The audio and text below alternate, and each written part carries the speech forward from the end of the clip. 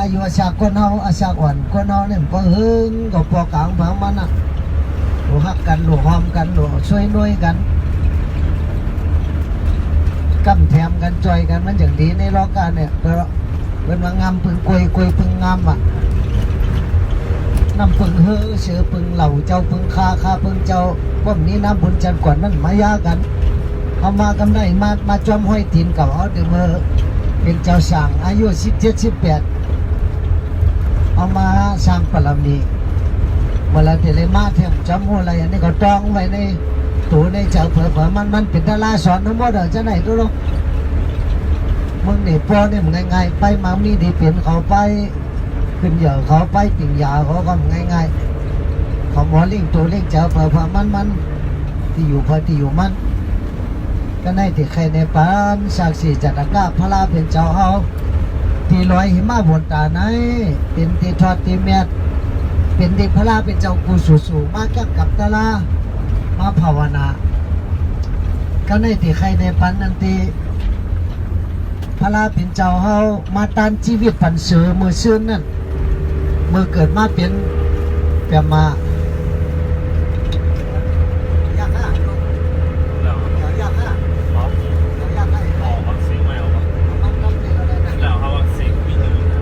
แต่เมื่อเกิดมาเป็นมาจะยาเช่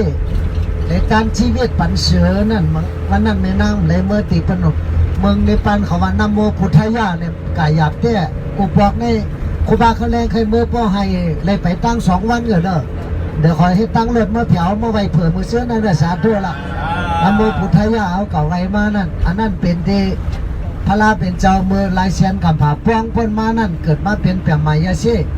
ในการชีวิตปันเสือว่ะมันเจ้าเกิดมาในเมืองแหลนหิมะบนตาที่ในพอเมตายเต็มเด็กยาวมีเงินมีคำเหลือ88กุ๊กเตะพอเปลี่ยนเดือนนี้บอก800 ล้านน่ะเงินไทยเนี่ยมองนั่นน่ะ88กุ๊กเตะเจ้าสละเอาตานปันกุตุกุนผ่านกุนมันกุนเมืองยาวกับบทเป็นเจอยาเช่กับบทเป็นพระฤาษีเจอยาเช่ยาวนี่กับภาวนาจากนั้นมันจะเป็นเปี่ยมมายาเช่อธิษฐานภาวนาอยู่ที่ตีนลอยหิมะบนตาที่เขาเมื่อซื่นนั่นภาวนายาวกันได้มาเนี่ยลูกน้องปองไปตะเป้เนี่ยซ้ำคนในวันในเมืองซ้ำกับเฮ็ดเจอยาเช่จอมมันเจ้าทางมีอยู่5 ปากเป้าเป็นเจอยาเช่เกี่ยงกำตะลาภาวนาจอมกันภาวนายาวกันเนี่ยมีอัตตามือหนึ่งมันเจ้าก็อาชาก็เกณฑ์เนื้อตัวมาอาชาบอกจำ6050เหลือเนี่ยเหมือนเฮาเนี่ย50ไปก็ได้กระซอกบักไม่หัวมันกระซอกตั้งกินตั้งย่ำบักไม่หมักดอกอันเลิงเลยซ้ำกับยาเสือตัวหนึ่งเสือเมลูอันลูกมันซ้ำมี4-5 ตัวเมื่อยาเสือเมลูอันเนี่ยมันเลยกินตั้งกินหลายวันนะมันจำกั้นกินลูกมันเสือเนี่ยได้กันกินลงมาโอ้ก็ได้มาหันเสือเจ้าอลองพระลาเป็นเจ้ามาหันเสืออาลูอินดูมันนี่มักกับกินลูกมันเนี่ยไรก็ติดจุนอาชักพอมันกินลูกมันเนี่ยมันไรเสือตัวไหนมันหูหางแล้วก็ติดจุนอาชักดูต้านผันมันกันนี้เขาก็สู้จ้องเป็นเจ้าพระลาเนี่ยเปลี่ยนมายาเช่เนี่ยก็มาที่ถาดเมื่อจะมาบอกกันลูกน้องกองไปนั่นกระชอกตั้งกินตั้งย่ำกับชอกอันเป็นกลางเป็นพันอันแต่ในเถื่อนเจ้านั่นสุกับชอกมาโลเนี่ยมาปั่นเสือได้กินติเต้แน่แน่มันเคยจนอาซากลูกน้องปองไปกับพ่อย่อเนี่ยก็มันก็มาที่ฐานหนังอันชีวิตใส่เจอก่อนเลยอันก็หักก็เจอชีวิตเขาก็หักอยู่เขาก็เสียหลายอยู่ก็กะชับปิ้งอยู่ใต้ยันอันที่เป็นเจ้าพระเป็นเจ้าเฮือช่างพ่อคำนำเสตวาพ่นออกข้าวัดตาสัมสลาในเขาหักเหลือเปิ้นหักเหลือชีวิตใจใจในหมื่นต้มเสียนเตาหมื่นต้มเสียนโต๊ะกะที่จุนาซากดูตานยาวเนี่ยมันก็มาสั่นตัวสั่นคิงเป็นมัดเป็นมิ้นในตัวในคิงออกซิงมันเก่าก็มาอาบน้ำสีตัวสีคิงอย่างนี้ที่เขาแหวนเขาส้มเสือกันเลยแหวนลงมือตีนามาหินจันตีหินถาดเขาเมื่อไว้มือซื่นนั่นน่ะแหวนกับน้ำมาหินจันที่เสือล้วนที่กินแม่เกิดแม่มันที่กินลูกมันน่ะเมื่อแหวนลงมือเนี่ยมันจับกินลูกมันก็กินก็ในมือก็ มันจะว่าหล่อตกเสียที่นั่นนี่ก็เสือก็มากราบกินกันเดียวกราบกินโกโหกันเดียวกราบกินเนี่ยกินตั้งตัวก็มันจนอาศักตานชีวิตตายจากนั้นชีวิตชุดต้องเป็นเจ้าพระราตายจากนั้นในยาวนี่ก็กลับเกิดในจันผ้าตาว่าติงสาเสือนี่ก็กินอิ่มต้องน้ำเลยสวดเลยกินลูกมันนั่นเลยสวดอาศักลูกมันแทงหาตัวในเสือตัวนั้นก็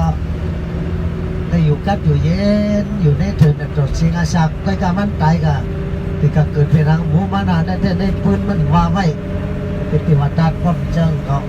ถ้าได้มันเจ้าตายจันนั่นเนาะเกิดในจันพาดาว่าติงสาเกิดตายลองไหลมาอีกเนี่ยมาเป็นเจ้าพระรากตมาเขาในจุนศักดิ์ผันเสือเป็นมายาสิจังหวะสุดตองเป็นเจ้าพระราตีนั้นจังหวะตั้งชื่อว่านาโมพุทธายะอันว่านั้นเป็นนาโมพุทธายะเตะเงา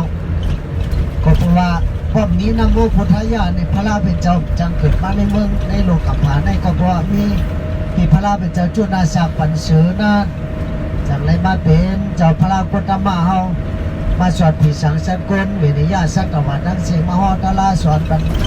คนทั้งหลายสืบตามนำมาตัววันเมื่อไหร่มาไว้ศาสนาพระเท้าเจ้าข้าได้ไว้ได้สาได้หู้ได้หันลองดีลองจ้าลองการกู้สู่อากู้สู่เขาเจ้าข้ามาหุบายาศาสนาพระราชเจ้าไงอันตั้งชีวิตปันซัดปันเสือปันแมงในความใจจานเหลียวเป็นเหมือนจ่าเชียนจ่าดาตั้งชีวิตอันตันหมักตาตันหมักโหเจอตันเนื้อตันเลือดตันลูกตันเมจะได้นับอะไรใครยาจะเป็นเจ้าพระราเดี๋ยวว่าใครเป็นใครชุดจองเป็นเจ้าพระราอยู่ไว้จะเก่งไว้จะยืดจะยาวไว้จะหลีจะกัดจะเย็นหรือสร้างปรมีสิปามีตาหน้าปรมีศีลาปรมีเนคขมาปรมีปัญญาปรมีวิริยะปรมีคติปรมีสัจจะปรมีอธิฐานะปรมีเมตตาปรมีอุเบกขาปรมียอดช่ำปัญจมหาปริจากาหาเปิงหาป้าเตเลยลูฐานะปริจากาเตเลยลูตันเงินคำโคของเกี่ยวเสียงมุกใจยัตนามเสียหลายอังกาปริจากาเตเลยตันเนื้อเลือดหมักตาหมักหัวเจ้าปัดเนื้อเธอนังหลูตันชีวิตาปริจากาเตเลยหลูตันจุนนาชักหลูตันพุทธาปริจากาเลยตันลูกยิงลูกใจภริยาปริจากาเลยตันเมแทงก่อนมีหักก็เตเลยหลูในตันอ่ะอันโผหักเต็มนี้ก็ย่อต้านโผก็ทีนี้เหมือนเจ้าพญานางมัดทีนั่นนะต้านพญาวิสันตลาก็มีอันนี้เป็นศักดิ์สิทธิ์บรรจุเขาหาจ้องไว้อย่าไปลงอย่าไปลืมจ้องไว้เกิมที่หามาในมาไว้ห้อยตีนห้อยมือเก่าที่อาลองพระราเป็นเจ้ามัจจุนศักดิ์ต้านปันเสือติดจับมือกันมันดูแล้วกับไว้มือเสื้อนั่นอันนี้ก็จ้องไว้ด้วยหนึ่งก็เลยเป็นกุศลบารมีกูก้องกูก้นกูคนกูนั่งหอดนี่ปั่นสิกำเลยตาเนาะสาธุสาธุการในซ้ำเด็กใครในปันคือคนผีสิกยาคนอินนี่ก็อยู่เรียนป่าไม่มาบนตาเมืองผูฐานในหนังเก่าเมื่อไรแสนกับผาป้องกันพ้นมานั่นพระราเป็นเจ้ากุตมาเฮาในได้เกิดมาเป็นมักกะลุลินอยู่แลนเมืองปาลานาสีในมันซ้ำความเมตตาเต็มเรียกย่าเนี่ยซ้ำมีเจตนาหลีกับเพียวตาเพียวตั้งกับปัดตาปัดตั้งกับคุดที่เราเป็นขี้กุ่มขี้ไงเป็นตั้งลูกลักมันก็กับแม่ไก่โขแม่เฮาคุดน้ำบอกกดสลับสาลาปลูกต้นไม้ต้นดอกบอกยาจอมตายจอมตังปัดเพียวเหตุการณ์นี้จะไหนแต่สุดต้องมองเป็นคนอินเป็นพญาอินสุดต้องอะไรวัดนี้ปัดเป็นเจ้าพระราชเจ้าสูงหนึ่งก็ได้มาในลูกอ่อนลูกน้องกองไฟทั้งเสียงมิว33ก็เขาก็อ่อนกันมาเพียวตาเพียวตั้งปัดเพียวจอมกูวันเหตุการณ์ดีกันแบบเมียวในแต่มันลองขี้ตาเนี่ยมันได้มีถึงว่าแล้วก็ได้มาอันเป็นผู้ก้างผู้หิงในวันวันอาจารย์กรรมนั่นซ้ำถูกเจ้าเขาก็ถามว่าเขาได้มาพื้นกินวันกินเมืองจะมาต่างเราจะพูดอย่างคนข้ามเขาจะได้ที่มาเพื่อนกินวันกินเมืองเหตุการณ์จะไหนห้วยเอาคนมาเหตุตายเหตุต่างสังคมหมู่เขาใครมาเพื่อนกินวันกินเมืองเป็นเจ้าวันเจ้าเมืองกว่าเนี่ยมาต่างเราจะพูดอย่างคนข้ามมือปันต่ำตายเขาคนข้ามว่าเจนจ้าตั้งนาตั้งหลังน่ะเวลาเป็นผู้อย่างก็หลงในหรือเจนจ้าตั้งนาตั้งหลังอย่าไปถ่อมกองนาเดียวเพราะถ่อมกองนาเดียวเนี่ยมันได้ หูเฮานี่ก็อย่าไปนักตั้งไผ่เดียวเพราะสันตากติเอาลงหักเฮาว่านี่ก็เฮาซ้ำที่เป็นไผ่ก็หักเอาก็จังว่าเฮาก็ที่เป็นไผ่ก็จังเฮาก็ในหลีจังเฮาซ้ำที่ต่างอาเปียดมันอย่าไปถ่อมของนาเดียวก็ได้มาคุณค่ำจินจาตั้งนานตั้งหลังจากเจ้าเพิ่นเอาจังเมื่อหยิบเขาตายปันตามตายเขาใครมักการรู้ดินอลองพลาเป็นเจ้านั่นเขาเห็นดีที่มาเพื่อนกันวันนี้เมื่อเอาจ้างเมื่อปันตามตายเขาเมื่อหยิบเขาตายเองเนี่ยถ้าในมาเนี่ยเอาเผื่อจ้างไปเอาเนี่ยเอาจ้างเมื่อหยิบเขาตายก็จ้างคนเหยียบไรวะก็บอกว่าเขามีหมุนมีคนสู่เจอเขาซื้อเขาโย่เรื่องการนี้การแบบเพียวตาเพียวตั้งโคตรน้ำบอกก็จะรับสาราจอมตั้งปลูกความไม่ความหมอกจอมตั้งนั่นจ้างเนี่ยเหยียบเขาตายในธรรมดาในจ้างนี่ให้นะเพราะเพิ่นปล่อยมือเหยียบตายก็เหลียวอ่ะวันนั้นน่ะจ้างเนี่ยเหยียบเขาตายในจ้างเนี่ยมันจุกจังอยู่ขึ้นคุบเขาไว้เขาแทงก่อนจ้างนั่นมาคุบเขาไว้เขาก็ได้มากก็เปิดกว่าอาร์มวอร์มาปั่นเปิดอาร์มวอร์ทอปน่ะเป็นผงหน้ามาทั้งเสียงไปมาอาร์มวอร์เขาในเผื่อมาเจ็ดมาจีด้วยสักเฉมันเขาเป็นคนให้แต่เป็นคนดีแต่อันเขาเพียวตาเพียวตั้งในเหตุการณ์นี้เนี่ยเขาดิมาเพื่อนกินวันกินเมื่อเนี่ยก็ได้มาเผื่อมาเจ็ดจีด้วยมาตัดอมุตลามาทำด้วยเขาขามจะมาเหตุการณ์เพื่อนกินวันกินเมืองเอาคาเหตุการณ์ดีการแบ่งการเมืองผีตั้งนี่ป่านเนื้อมาพัดเพียวหนตั้งคนน้ำบอกกดจำรับสาราผูกต้นไม้ต้นตอกผูกต้นบอกจอมตาจอมตังจะในปัดเพียวเพียวแต่ละมันหกมาน้ำเป็นน้ำเป็นยุ่งเมากับปัดเพียวเฮ็ดจะไหนมาไหลปียาวเขาหึงเฮาจะเกิดเอาวันของเมืองเนี่ยตัวรถจ้างเงายังมาไวเขาได้ถ้าได้มาผูกหน้ามันก็อาร์มวอทอปัญหาขึ้นกับต่างเราจะคุยกับคนนักคนนักข้ามเห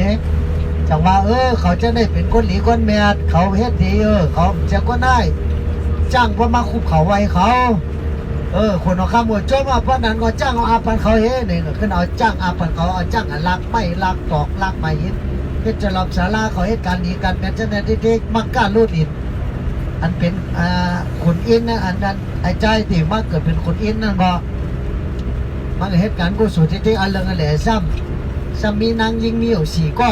ให้เหมือนคนเราข้ามปูฐานนั่นนะมีนางมีสี่ก็นางก็เก้าเนี่ยเจว่านั่งสู้ธรรมะ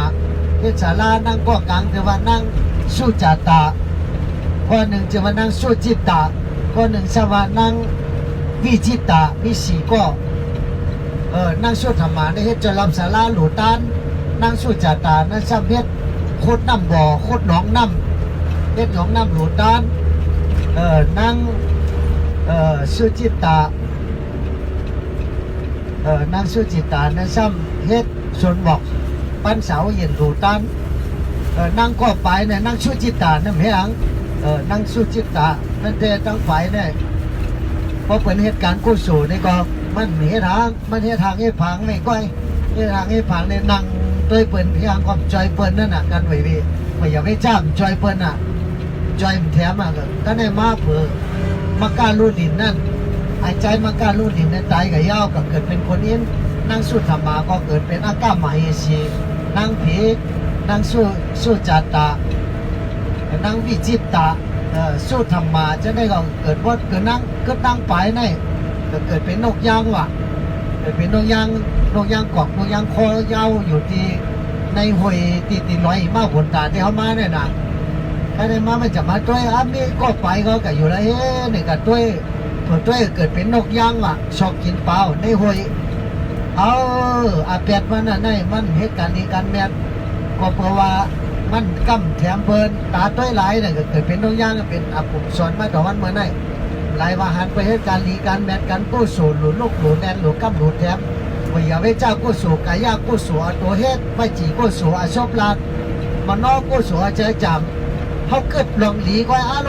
ก็เลยดีเลยเป็นการเรียนเชื่อสางเขาบอกให้คือเป็นการเรียนเหมือนเฮาเลยหนึ่งก็เป็นเลยหนึ่งเหมือนเ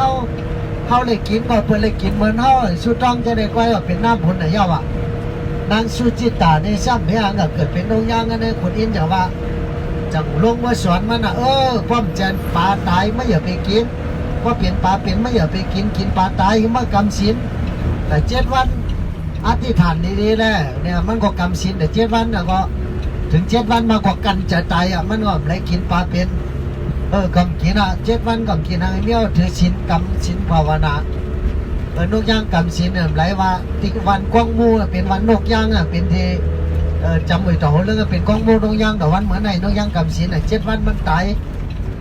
เอาเขาเกิดเป็นนั่งผีนั่งชุจิตาเกิดเมืองผีตาว่าติงสานั่นจอมขนอินแทงก็ในมาอาสุราคนสังอาสุราสังอินสังดินเขานั่นอันลูกน้องปองไปมีอยู่33ก็จะนั่นในก็ตายก็เกิดเมืองผีก็กะเมืองผีก็ซ้ำมีเราก็ซ้ำเป็นเมียวหนึ่งมันเป็นคืออันเมาก็ไม่อันมึงอันหนึ่งอยู่ในสวนนันเต้าหดส่วนนันเต้าหดก็เขาก็กินเมานอนอยู่ในสวนเนี่ยนั่นก็ขนอินเอาเขาปล่อยลงมาที่102 เมืองน่ะเอาปล่อยทุก102 เมืองเขาก็มาเกิดเป็นสังอสุราสังดินนี่ที่อยู่ที่102 เมืองนั่นเพราะเขาตื่นหายเมาคือเมาก่อนหน้าเย้าเนี่ยเขาตื่นมาโอ้เขาอยู่เมืองผีในจอนะก็ได้มัดตึกขนอินอสุราสังดินมัดตึกขนอินนั่นว่าเผียวเข้า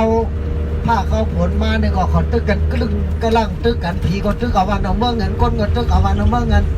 ตึกหิมวันหิมเมืองเงินแล้วในมามังปอกับขนอินก็เป้มังปอกับอสุราละสังดินก็เป้เดี๋ยวนี้อสุราสังดินนะเมื่ออยู่ที่102 เมืองก็ว่าเขากำศีลมันเขาเมาเหล้านั่นจะว่าขนอินนี่มีปลาเหลียวไว้พระราเป็นเจ้าก็มีปลาเหลียวไว้ขนอินนี่ก็มีปลาเหลียวนั่นอันนี้มันเป็นสักสีนี่สุกว่ากำนันมาขนอินปลานั่นตายจากนั่นนี่เอาก็ลองไล่เกิดตายมาจริงๆเนี่ยมาเป็นเจ้าพระราชกตมาเฮาได้มาจอดผีสังสกลเป็นพระราชเป็นเจ้ากตมาเฮานั่งสู้ธรรมะสู้จิตตาจะได้กันก็มาเป็นพวกน้องปองไปอากาศมหิสีนั่งเนี่ยสอนทลาจอมเจ้าพระราชเป็นเจ้าต่อฮอดนี่ปัดอันไหนใครในปันสู่เก่าเฮาเรื่องมักกะลู่ดินอันเกิดมาเป็นคนอินนะก็ได้เป็นสักดิ์ศรีจัตกาสอนเจ้าป่ามันเหตุการณ์นี้การเมียดการกู้สู่ต่อฮอดนิ่งคำหานี่ปันกูก็คนสักคำเลยตาสาแล้วได้ซ้ำในใครในปันเอาผมนกเขียวนกเขียวนกอิงอ่องนกเขียวนั่นได้ก็อยู่ไรมากบนตาเนี่ยเขามาได้หนังเก่าผมนกเขียวได้มันจะได้ลายเสียนกับปากกว้างอันป้นมานั่นพระราเป็นเจ้ากตมาเอาได้เกิดมาเป็นอาลองนกเขียวนกอิงอ่องมีลูกน้องปองไปเพราะน้ำมีแต่หมื่นโตไว้ข้างในมามีเจ้าเครือผู้นานั่นมาเฮ็ดนาหัวตีเลียนแต่นี่มาหัวตามึงดีพอจะเขามาเดี๋ยวเนี่ยยามเดี๋ยวเนี่ยแค่นั้นดีๆก็ได้นอกมาลักกินเขา